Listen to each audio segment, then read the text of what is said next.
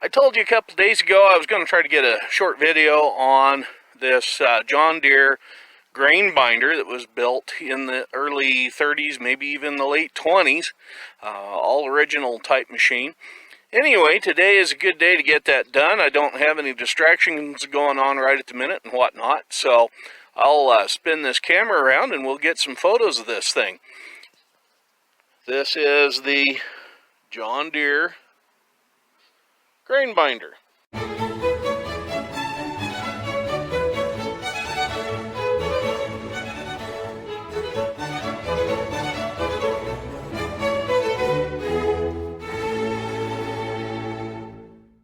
Now, this machine, as far as we know, other than just some normal wear and tear and possibly some repairs in its lifetime, is bone stock original. Now, we don't have the canvases on here, which are the conveyor belts that haul the cut wheat up into the binding mechanism. We've taken them off because we've had some rain and some issues with weather, and we didn't want them to get any further damaged and degraded than they are. These are original John Deere canvases for the binder that even have the John Deere logo still showing invisible on those. So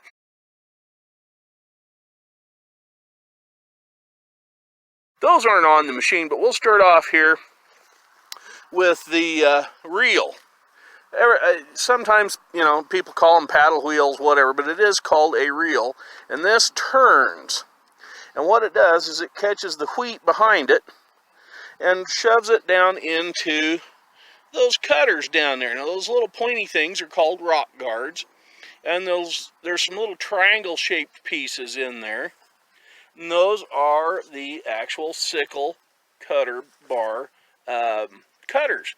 You can see some of them have a little serrated edge on them and whatnot. Anyway, those little blunt-topped triangles that are upside down in this view are what actually cut the wheat, like a pair of scissors between those pointy rock guards. The little triangle pieces slide back and forth and cut. Well, as the reel turns back towards them with the wheat on it, it drops the wheat on the canvases that go back here where that tin is that you can see back here. It has a wear mark on it, and there's wood rollers on this that the canvases roll around. And then there's another set of canvases that brings the wheat as it is cut up into the machine here. There's two sets of canvases in there, an upper and a lower, and the wheat, after it comes across from here going this direction, gets wedged in between those and runs up to there. You can see up in there, we're looking into the sun, I know. Anyway, it comes up into here. Here's the top of those rollers, right in there. And then the wheat comes down here. Now, there's a pair of these little doohickeys right here that grab the wheat, bring it down here, and it's held up against these little spring tension deals until there's a bundle of the right size, and then it trips this little lever here, and all of this mechanism here with the twine in it is the knauter assembly, just like on a hay baler. It has a little duck bill deal that catches the twine and twists it around and ties a knot in it. There's a little knife in there that cuts off the twine, and you can see we're actually using real, honest-to-goodness sizzle-type twine. It's kind of neat deal. And then this little thing, these two levers here on this cam, flip around and eject the bundle of wheat off onto the ground or onto a little catcher. Now, we've taken this little catching contraption off the side here. It mounts right up there on that little L-shaped rod, and it would catch several bundles of the wheat and then drop them off in, in a big pile of them in one spot, so you wouldn't have little bundles every couple of feet. Now, back here, this red can is where the twine comes out of. There's balls of twine in there. There's one still in there. And of course, this is the old square drive chain that runs everything. Now, the other day on one of our previous videos, we were talking about the drive wheel. And that's what that thing is, with those pieces of angle iron bolted to it that are curved. And that's the chain that we were having issues with. And it was skipping teeth down here on this driven gear. Now, the big gear on the wheel turns the chain, and it drives this thing. And that is what drives all the monkey motion on this tractor. And it has a little clutch mechanism that you can see working there to turn the thing on and off. So when you get done and you just pull that lever up and that disengages and it quits turning everything. But that drive gear comes over here to the gearbox, right angles, and then comes out to all of the monkey motion here that runs the rollers. And it also powers a shaft that goes through and comes around over here to this side. And this is the side of the machine. This is all the gearing that takes place to run that Nodder assembly. And you can see it's factory original, has the old JD in it.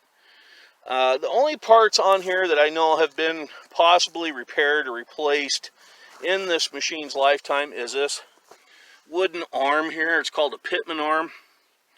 You can probably see that. I'm hoping you can. I can't see what I'm filming here.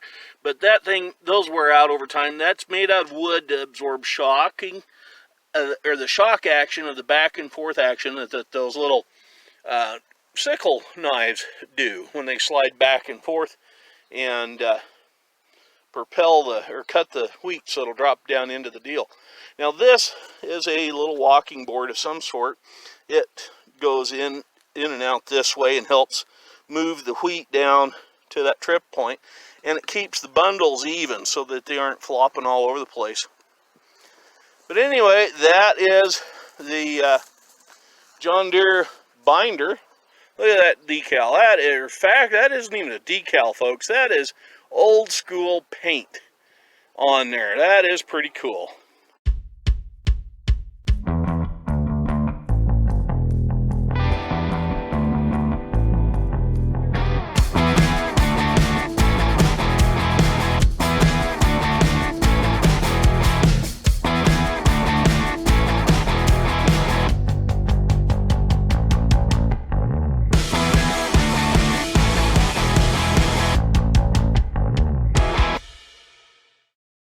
Anyway, this is the threshing machine.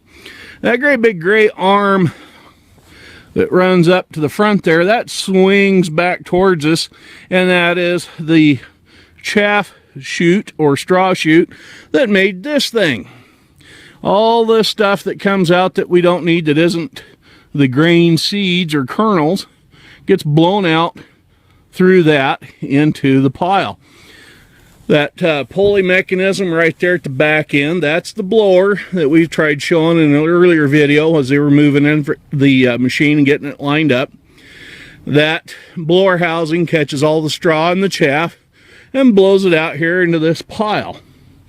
Now that arm swings up and down, left and right, and you can extend it in and out to lengthen it so you can make an even bigger pile. The little tubes running up the side are part of a recleaner assembly in the machine, which is really quite advanced for the age of the machine. And down there is the blower assembly, which we had to do a little bit of repair work on Sunday.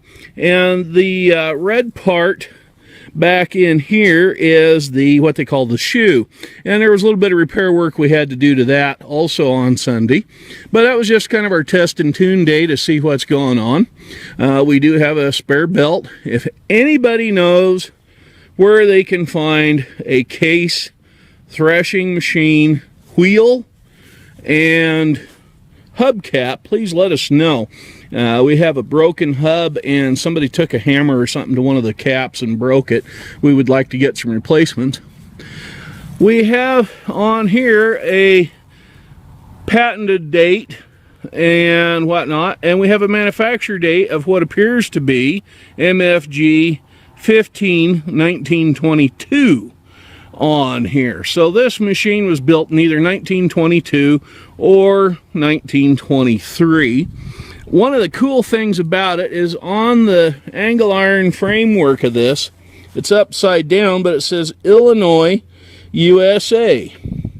So there was an iron company in Illinois that made the angle iron frame and steel for this Case threshing machine, which is really kind of a neat deal. This right up in here is the feeder chute and housing that feeds, that's where you pitch the wheat into, and it feeds it into the machine, and it goes through all of its operation of separating the wheat from the chaff. We have another load of wheat here ready to go into the machine. There is some bundled product on here. Most of it though is loose, so it's a little dangerous to handle when you're wandering around on a flat deck like that, because the grain stalks do get very slick. We have a 1940 Farmall H sitting right here. It's mostly original, other than some tires and some work here and there on it. That's a pretty nice little unit. Built prior to World War II. We have an Oliver 77, one of the Fleetline styled side or type tractors that's running the threshing machine, or was running the machine on Sunday. We are expecting a great grandson or father of this machine, and I should say father because it is older. We are expecting to have a early Hart Parr tractor here today to run the threshing machine this evening. Now there's a look up the feeder housing or feeder chute of this Case threshing machine. We look up in here, you can see some little serrated edged knives that cut the twine that bundles the wheat together and starts feeding that in there. Those work like a giant hand going out and pulling the wheat in as it runs up this conveyor belt, plus it chops the twine off, so it all works through the machine. There's some of the gearing of the machine here, some more of the belts. Everything on this thing is powered by belts. It even has a clutch mechanism on this, which is really kind of neat, set up on there with those little flyweights. And on one of those spokes, there's actually, you know, right there, I don't know if you can see it or not, it's the Case IH logo cast right into the spoke. Now we come on back down here, and this is the grain elevator tubes. There's a little square link chain job in there, some little buckets that haul the wheat up to the top there to a weighing scale assembly that can be set and adjusted to fill bags of wheat, or, and is in this case, we have a auger mounted on it to load a grain cart, which this is. Well, this is our little grain cart that one of the guys owns, has brought it over for us to use. It's been pulled by a Farmall Super C. Yeah, Farmalls are real popular in this area. So are the Deeres. We haven't had any Deeres work in the field recently, but here is some of the grain that's in there. Now the block of wood doesn't go. The block is just in there. It was holding up a tarp we had over this the other night. Keep dew and moisture off of it. We had some interesting conversations about the wheat with some of the new folks. They didn't know you could eat those little kernels of wheat that I just showed you in the grain cart. They taste kind of like a spaghetti noodle. And they were looking at us kind of funny, and they were saying, well, gosh, Dave, you can't eat that. It hasn't been cooked. It hasn't been processed. You know, is there chemicals on it? Like, you know what? No chemicals. This place has not seen an ounce of any kind of chemical on it at all, period, this year. There is no weird fertilizers that were applied. That wheat is as organic as you're going to get it. And if anybody needs some for chicken feed or making bread or whatever, please come get it. Okay, as promised, here is some video of the old International Super C pulling the John Deere wheat binder. They finally got some of the new adjustments into it dialed up and working, so it's tying the bundles again and making a little bit smaller ones than what we had going on Sunday. Be a little easier to handle. Anyway, the reel goes around and pulls the wheat into the sickle bar cutter that's on the thing, laying the wheat down on a canvas that rolls up in between another pair of canvases that act like a conveyor belt, which shoves them out into the knotting area, which has just made a turn there. You can see it coming up here. There it goes again, just tying a knot and making another bundle. Anyway, this is just a little bit about what we're going to do tonight. I think we're going to actually fire up the thresh machine and run that as well.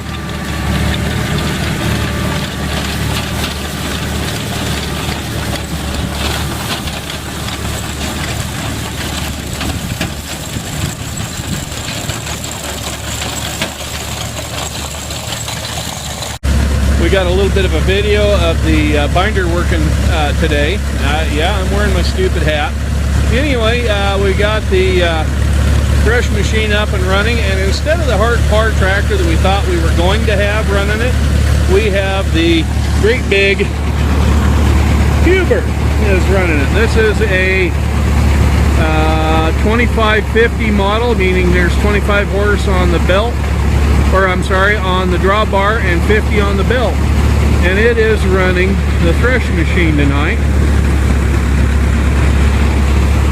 And we're going to get some of the grain out of this thing. I'll get over here and get a photo of this thing. I'll sneak around it. Now, the video is going to be really kind of cruddy tonight because I'm busy running not one but two tractors with hay wagons on them. We'll sneak around the backside of this Huber here.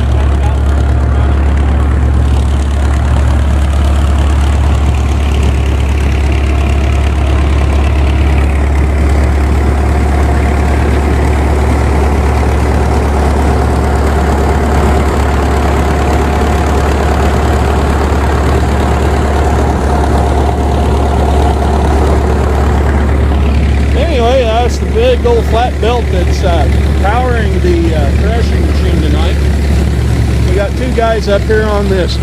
Pardon my hand there. We got two guys up on the wagon pitching the wheat in. There they are. And you can see those little cutter knives up there bouncing around working. And all of the straw coming out the chute there at the back end. Like I said earlier in the video posted earlier, if anybody wants some grain or some straw, we got plenty of it here. We even have a president of the iFarm here, which is another operation. It's an actual ag museum not too far away. He's come over to actually see what we're doing, so maybe get some ideas for what they can do over at their place. Anyway, I'll quit jabbering here for a second and walk around this thing and get some photos of it, or try to, of it working. And then I got to get back on this Farmall H over here and fire it up, haul in another load.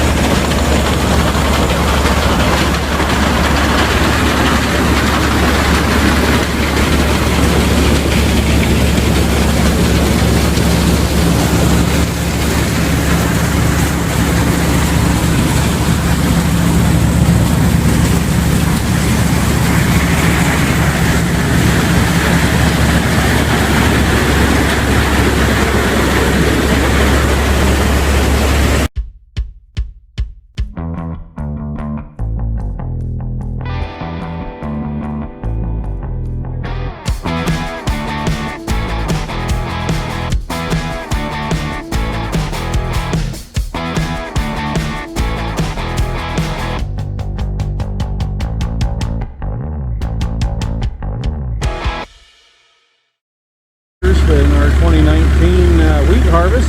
We're just about done tonight with the last of it, and I'll spin the camera around. You can see the last of it actually being fed into the machine.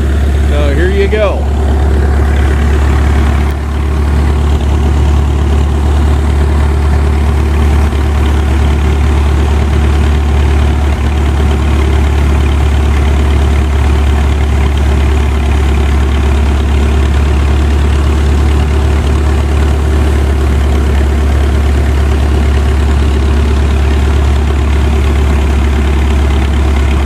Looks like they got just a couple more bundles and we'll be officially done with it.